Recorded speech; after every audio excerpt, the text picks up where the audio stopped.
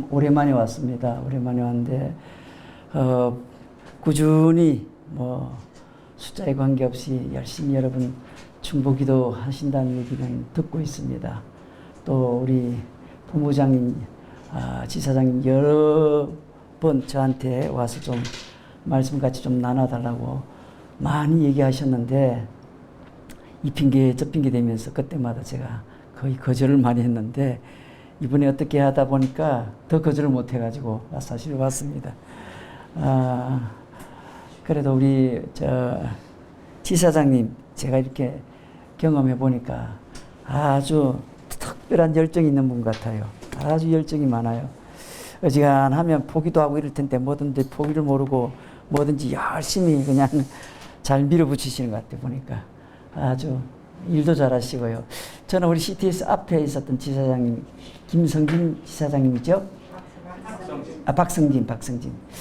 그분을 오래전부터 알았어요. 그래서 그분 통해서 CTS를 가장 먼저 접촉을 했고, 그 전에 제가 대구 있을 때 대구 CTS 처음 세워질 때도 같이 했고 해서 지금도 CTS 관계자들 여러분 알고 있는 분들도 좀 있는데, 하여튼 우리 부산은 쉽지 않는 그런 지역인데 우리 지사장님 정말 열심히 하시는 것 같아요. 열심히 하시는 것 같아요.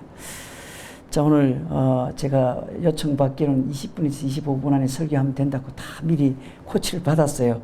딱 그 설교 안에서 같이 은혜 나누고 또 기도하시면 좋을 것 같습니다. 저는 개인적으로 크리스천들이 가장 중요하게 여겨야 될 것이 바로 본인이 누구냐라는 겁니다. 누구냐는 겁니다. 다시 말하면 그리스도인으로서 크리스천으로서 정체성이 분명하냐 하지 않느냐, 이게 너무 중요하다고 생각합니다.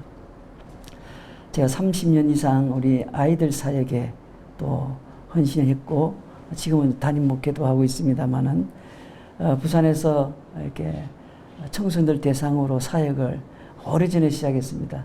87년부터 시작했으니까요. 그렇게 해서 올해로 제가 만든 단체는 이제 33주년 정도 됐습니다. 청소년 선교회분이라는 단체인데 오래되었습니다. 근데 제가 가장 관심을 갖고 있는 것은 지금의 세대도 마찬가지입니다. 가장 중요한 것은 우리 아이들이 자신이 누구인지를, 자기가 어떤 존재인지를 빨리 알고 빨리 깨달을수록 이 아이가 인생에 살아가는 방향이 분명해지는 겁니다. 우리 크리스천들이 이미 자신의 정체성을 분명히 알고 있다면은 이미 살아가는 방향이 정해진 사람들 아닙니까? 그렇기 때문에 자신이 누구인지, 정확히 말해서 누구인지 이거 아는 것이 굉장히 중요합니다. 오늘 야고보서 1장 1절에 보면은 하나님과 주 예수 그리스도의 종 야고보는 흩어져 있는 12지파에게 문안하노라. 야고보 사도는 바로 우리를 향하여 12지파라, 흩어져 있는 12지파라 이렇게 부릅니다. 하나님의 백성의 정체성에 대해서 여러 가지 얘기를 많이 할 수 있겠지만은 너희는 하나님이 택하신 12지파라. 12지파, 이거 구약적인 표현입니다. 지파로서의 정체성을 가장 잘 활용한 이단이 바로 신천지입니다. 신천지는 자기들의 모든 모이는 무리들을 12지파로 나누었습니다. 그리고 우리 교회 앞에 안드레 지파 장막이 있습니다. 부산에는 두 지파가 있는데 하나는 야고보 지파, 하단 쪽에 있고 하나는 저희 교회 앞에 새로 아주 크게 지었습니다. 짓는다고 거기에 한 250억 들여가지고 크게 지은 겁니다. 그게. 적어도 3,000명, 4,000명 이상이 그 안에 집회를 할 수 있는 공간을 만들어 놓고 있습니다. 모이는 회집수는 한 7,000에서 8,000명 모인다고 들었습니다. 이 신천지 이단이 가장 좋은 하나님의 백성들, 그리스도인들을 부를 때 가장 좋은 명칭 중에 하나가 바로 지파입니다. 지파. 근데 이 지파 이름을 잘 활용한 이단이 바로 신천지입니다. 그래서 우리는 지파라는 말도 쓰지도 못하고 있습니다. 사실은 원래 하나님의 택한 백성들이 지파가 맞는데 오늘 야고보 사도가 흩어져 있는 12지파에게 문안한다. 12지파가 누굽니까? 택한 백성이요. 하나님이 지키시는 백성이요 구원하시는 백성 아닙니까?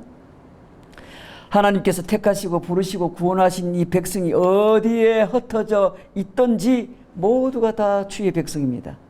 그것이 교회이든지 집이든지 직장이든지 어느 곳에 있든지 모두가 다 하나님의 사람들이죠. 우리가 살고 있는 이 사회 안에서 대면으로 만나든지 비대면으로 만나든지 우리 모두가 다 크리스천들입니다. 오늘 성경에는 흩어져 있는 12지파에게 흩어져 있는 사람들, 헬라어로 말하면 디아스포라라 그렇게 부릅니다. 흩어져 있다라는 말을 디아스포라라고 합니다. 제가 유학했던 시절에 한인교회들이 이렇게 많았는데요. 한인교회들을 부를 때 우리가 디아스포라라 그렇게 부릅니다. 디아스포라. 왜? 우리 한인들이 전 세계 여러 나라에 흩어져 살고 있는데 뿔뿔이 흩어져 있는 그런 사람들을 디아스포라라 그렇게 부릅니다. 디아스포라, 흩어져 있는 사람들, 쉽게 말해서 분산된 사람들 얘기하죠. 왜 흩어져 있게 되었죠? 하나님께서 주권적인 섭리로 흩어지게 하신 것입니까? 아니면 신앙을 지키고자 했을 때 핍박과 고난으로 흩어지게 된 것입니까? 둘 다 맞죠. 둘 다 맞죠. 하지만 비록 흩어졌을지라도 중요한 것은 믿음의 사람이요 하나님의 백성들이란 겁니다. 우리는 지난 2년 6개월 동안에 원치 않는 흩어짐을 겪었을지 모릅니다. 코로나19라는 감염병이 전 세계를 팬데믹 상황으로 몰아넣었습니다. 이 기간 동안에 우리는 원치 않는 흩어짐을 겪었습니다. 베드로 사도는 자기의 서신서에서 하나님의 백성들을 어떻게 불렀느냐면 흩어진 나그네라 그렇게 불렀습니다. 베드로전서 1장 1절 2절에 보면 예수 그리스도의 사도 베드로는 본도, 갈라디아, 갑바도기아, 아시아와 비두니아의 흩어진 나그네 곧 하나님 아버지의 미리 하심을 따라 성령이 거룩하게 하심으로 순종함과 예수 그리스도의 핏부림을 얻기 위하여 택하심을 받은 자들에게 편지하노라 했습니다. 베드로 사도는 야고보 사도보다 한 걸음 더 나아가 흩어진 나그네라 그렇게 불렀습니다. 여러분 흩어진 나그네라는 말은 무슨 말입니까? 다시 말하면 하늘에 본향을 둔 하나님의 백성들을 말하는 겁니다. 자, 우리의 정체성을 잘 알아야 됩니다. 우리는 하늘에 본향을 둔 바로 흩어진 나그네들입니다.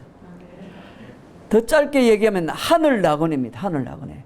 이 사람들은 택하심을 받은 사람으로 부릅니다. 그들에게 위로와 은혜와 평강이 있기를 기원합니다. 이렇게 서신서 시작합니다. 이 사람들은 하나님의 나라를 꿈꾸는 사람들입니다. 하나님의 나라를 꿈꾸는 사람들이기 때문에 세상에 그렇게 미련을 두지 않습니다. 세상에 그렇게 집착을 하지 않습니다. 저는 제가 예수 믿고 난 이후에 가장 큰 복을 받은 것 중에 하나가 세상의 모든 것을 다 내려놓고 살게 되었다는 겁니다. 그게 얼마나 감사한지 몰라요. 여러분 그러고 나면은요 세상이 다르게 보입니다. 살아가는 인생의 방향도 정확하게 보입니다. 뭐 저기 가까이 범어사가 있다는데 저희 어머님이 열심히 범어사 다닌 분입니다. 보살로 아주 집에는 항상 부처가 하나 앉아 있고 열심히 불공 드리는 그런 보살님이었어요. 예. 근데 제가 예수 믿고 어머니 전도, 아버지 전도, 동생들, 가족들 전도, 친지 전도 다 했습니다. 제가 예수님 만나니까 세상이 다르게 보이고 진리와 비진리가 분명하게 보이고 하나님의 나라가 분명히 보이고 그러니 당연히 내 가족들부터 예수 믿게 해서 천국 가게 해야죠. 하나님 나라 백성 되게 해야죠. 그게 얼마나 마음에 와닿았는지 모릅니다. 그래서 어머니도 불상 집어 던지고 나오고 이런 기적들이 가정에 벌어지는 겁니다. 진리가 들어가면 어둠은요, 비진리는 물러가게 돼 있거든요. 어디든지 그렇습니다. 누가 들어가느냐에 따라서 달라지는 겁니다. 예. 전 예수 믿자 말자 너무 그 은혜가 커서 이 거리 전도를 3년 동안 다녔어요. 왜? 뭔가 내가 하나님 앞에 드리고 싶은데 내가 할 수 있는 게 없어. 전도밖에 없구나. 열심히 전도하러 다녔습니다. 예수 믿은 지 벌써 올해로 이제 40년째 됐습니다. 40년 가까이. 제 나이가 이제 60이 넘어가는데요. 부산대학교 1학년 때 예수 믿어가지고 그 길로 돌이켜서 신학교로 향하게 되고 그때부터 지금까지 뒤에 한 번 안 돌아보고 오직 복음 전하는 일만 하면서 살아왔습니다. 그리고는 열심히 가족들 전도, 친지 전도 그렇게 해왔고요. 다음 세대 사역이 너무 이게 필요한 사역이다. 하나님께서 저에게 사명을 주셔서 그 일에 일찍부터 헌신을 해서 오랫동안 사역을 했습니다. 여러 교회에서도 사역을 했는데 수영로교에서는 제가 7년 사역을 했는데 다음 세대를 담당한 사역자로만 사역을 했습니다. 수영로교회 역사에서 제일 오래 이 교육 담당 목사로 오래 있었죠. 예. 그렇게 사역을 해왔고 줄곧 다음 세대에 사역을 했습니다. 근데 어떤 세상에 좋은 것도 별로 그렇게 제 눈에는 좋게 보이지 않습니다. 하나님의 나라보다 더 좋을 수 있겠습니까? 그러니까 하나님의 나라가 내 모든 삶에 언제나 목적이요 방향이 되어 있는 겁니다. 세상에 어떤 변화가 오고 어떤 상황이 된다 할지라도 별로 두려운 게 없습니다. 예수 믿고 나니까 방향이 또 목적이 달라지니까 세상을 향하여 아주 담대해집니다. 예수님 말씀하셨잖아요. 너희는 세상을 향하여 담대하라. 네가 세상을 이겨노라. 왜 그렇게 말씀하셨을까요? 우리는 세상의 사람이 아니라 바로 하늘 나그네 하나님의 백성들이기 때문에 세상은 두려움의 대상이 아니라는 겁니다. 그런데 이 흩어진 사람들, 하늘의 본향을 둔 하나님의 백성들, 하늘 나그네가 이 세상을 사는데 어떤 삶을 살게 되어 있습니까? 여러분 자신도 스스로 한번 돌아보시면 이 목적과 방향이 분명한 사람은 똑같은 경험을 하게 되었습니다. 이 사람들은 반드시 시험을 만납니다. 세상을 살면. 오늘 2절 말씀이 야고보서 1장 2절에 내 형제들아 너희가 여러 가지 시험을 당하거든 온전히 기쁘게 여기라. 흩어진 사람들은 디아스포라는 반드시 시험을 만나게 되었습니다. 내 형제들아 이렇게 말하는 것은 바로 흩어져 있는 그리스도인들에게 부르는 말 아닙니까? 흩어져 있는 형제들에게 하고자 하는 말은 너희가 여러 가지 시험을 당하거든 온전히 기쁘게 여겨라. 두 가지로 나누어 생각할 수 있습니다. 이 말씀은 하나는 시험은 반드시 당한다는 것입니다. 우리가 이 땅에서 디아스포라로 살 때, 흩어진 나그네로 살아갈 때, 흩어진 사람들로 살 때 반드시 시험 당한다는 겁니다. 시험을 당하지 않는 사람들은 흩어진 나그네가 아니라는 겁니다. 여러분 나그네로 살아보세요. 얼마나 큰 시험이 오는지. 왜 시험이 오죠? 왜 이렇게 어려움을 겪죠? 홈그라운드가 아니거든요. 우리의 홈그라운드는 하나님의 나라인데 이 세상은 홈그라운드가 아니에요. 여러분 적진에 가서 이렇게 운동 경기를 하는 상대방 그 적진에 가서 운동 경기를 하는 어웨이 경기라고 하죠. 우리 홈그라운드에서 하는 건 홈 경기라고 하고. 근데 어웨이 경기에서 가서 경기하면 너무 힘듭니다. 왜? 온 관중들 거의 100% 가까운 관중들이 전부 소리 지르면서 자기 편만 응원하니까 내 편이 없거든요. 이 세상에서 살아가는 하나님의 백성들은 하나님 외에는 내 편이 없어. 그러니 세상에서는 늘 시험 당하게 됐어요. 반드시 당합니다. 그런데 그 시험이 어떤 시험입니까? 야고보서 오늘 1장 3절에 가보면 이는 너희 믿음의 시련이 인내를 만들어내는 줄 너희가 알미라. 여기서 말하는 이 시험은 자신의 믿음을 시험하는 유혹이요 시련을 뜻하는데 예루살렘을 출발해서 여리고성을 향하여 가다가 강도를 만나서 거의 죽을 지경이 된 어떤 사람의 이야기를 예수님이 하셨죠. 누가복음 10장에 보면 그 여리고성으로 내려가는 강도 만난 그 사람은 바로 우리의 정체성을 잘 시험하는 얘기입니다. 그 예화가 우리의 정체성을 잘 시험하는 거예요. 누가복음 10장 30절에 보면 어떤 사람이 예루살렘에서 여리고로 내려가다가 강도를 만나며 강도들이 그 옷을 벗기고 때려서 거의 죽은 것을 버리고 갔더라 했습니다. 여기서 우리는 믿음의 길을 이 세상에서 살아가는 날 동안에 흩어진 나그네로 사는 동안에 믿음의 길에서 강도를 만난 게 아니라 시험을 만난 겁니다. 그것도 여러 가지 시험을 만난 겁니다. 어쩌면 우리가 지나가는 제사장이 만난 시험에 빠졌는지 몰라요. 어쩌면 우리가 지나가는 레위 사람이 만난 시험에 빠졌는지 모릅니다. 코로나19라는 감염병을 만나서 허우적거리는 사람들을 향하여 우리가 만난 시험이 무엇입니까? 그로 인해서 전보다 더 우리의 영성은 추락하지 않았나요?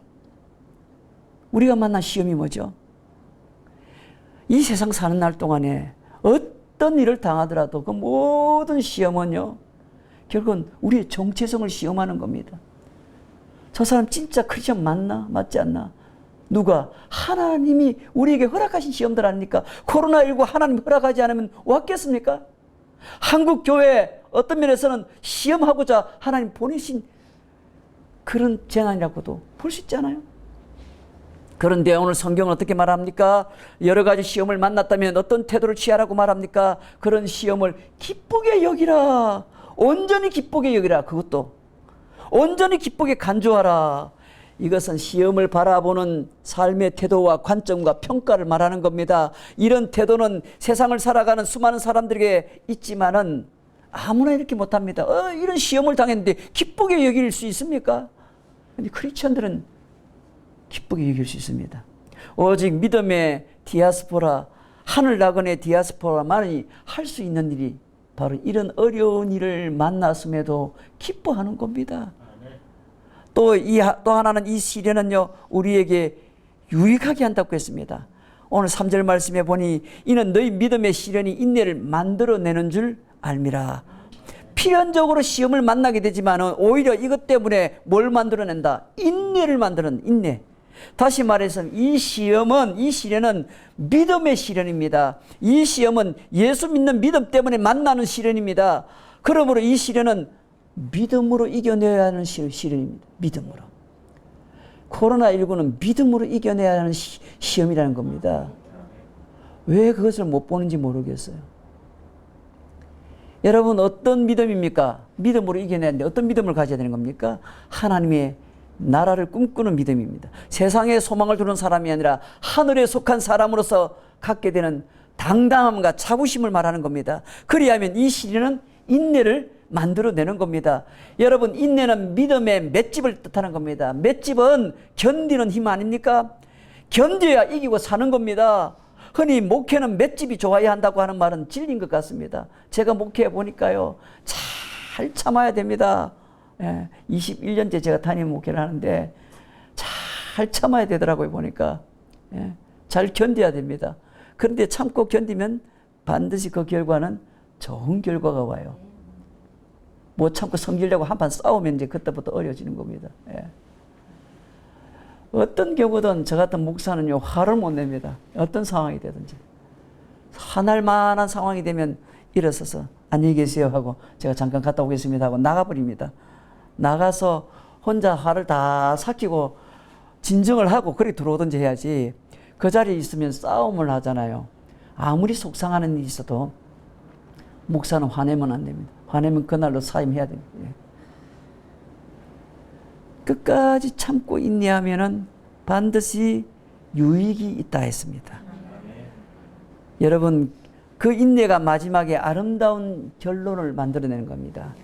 지금 디아스포라에게 꼭 필요한 게 뭡니까? 순간적이고 일시적이고 호의호식이 아니라 인내입니다. 그래서 하나님은 여러 가지 시련을 통해서 인내를 만들어내는 겁니다. 그 인내가 우리를 결국은 비상하게 만들 겁니다. 일어서게 만들 겁니다. 야고보서 4장 4절에 보면 인내를 이렇게 말합니다. 인내를 온전히 이루라. 이는 너희로 온전하고 구비하여 조금도 부족함이 없게 하려 함이라. 하나님은 믿음의 디아스포라에게 말씀하고 격려합니다. 먼저 인내를 온전히 이루라. 인내를 온전히 이루라는 뜻이 뭡니까?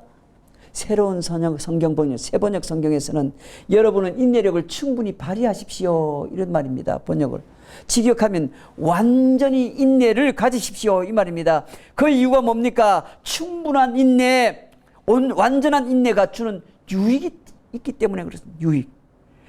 무슨 유익입니까? 너희로 온전하고 구비하여 인내력을 충분히 발휘하여 조금도 부족함이 없이 완전하고 성숙한 사람이 되라는 겁니다.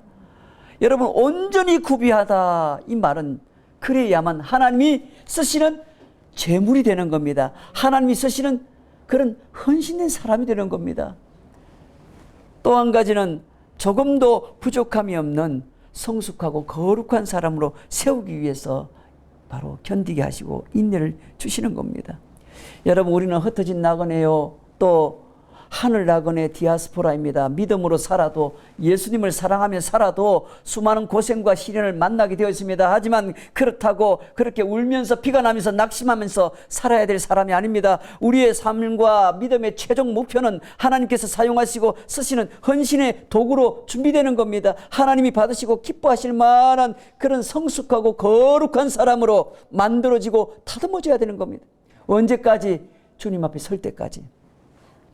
거꾸로 올라가면, 그래서 하나님은 귀한 디아스포라들에게 여러 가지 시련을 만나게 하시고 시련을 통해서 인내를 키우셔서 견디게 하시고 마침내 아름다운 마무리를 만드시는 겁니다.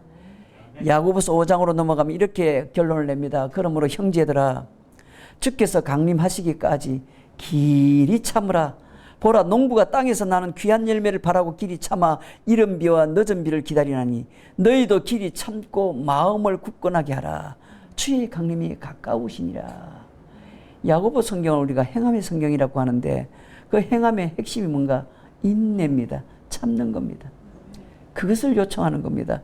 야고보서 5장 11절에는 이렇게 말합니다. 보라, 인내하는 자를 우리가 복되다 하나니 너희가 욥의 인내를 들었고 주께서 주신 결말을 보았거니와 주는 가장 자비하시고 긍휼히 여기시는 이시니라. 아멘. 우리는 이 땅에서 믿음의 나그네로 살아갑니다. 이 땅에서 디아스포라가 만나는 시련은 믿음의 시련임을 잊지 말아야 되겠습니다. 따라서 우리가 만나는 여러 가지 시험은 믿음으로 해석하고 바라봐야 할 시련입니다.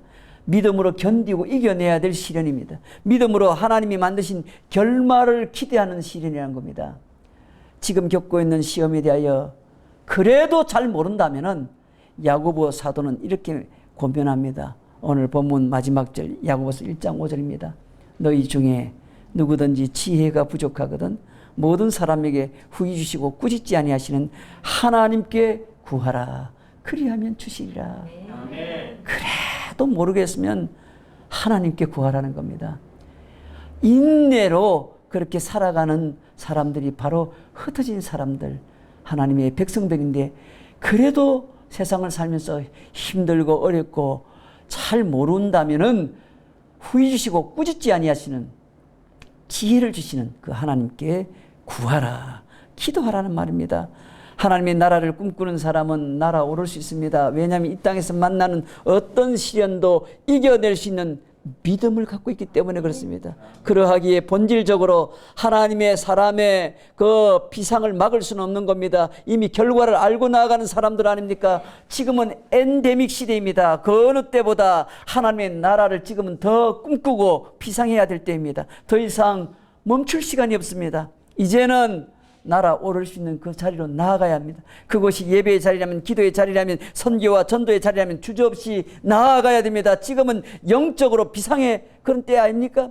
이것을 넘어서서 이제는 인내로 말미암아 온전한 하나님의 사람으로 날아오르는 그런 비상을 할 수 있는 저와 여러분 되시기를 주의 이름으로 축원합니다.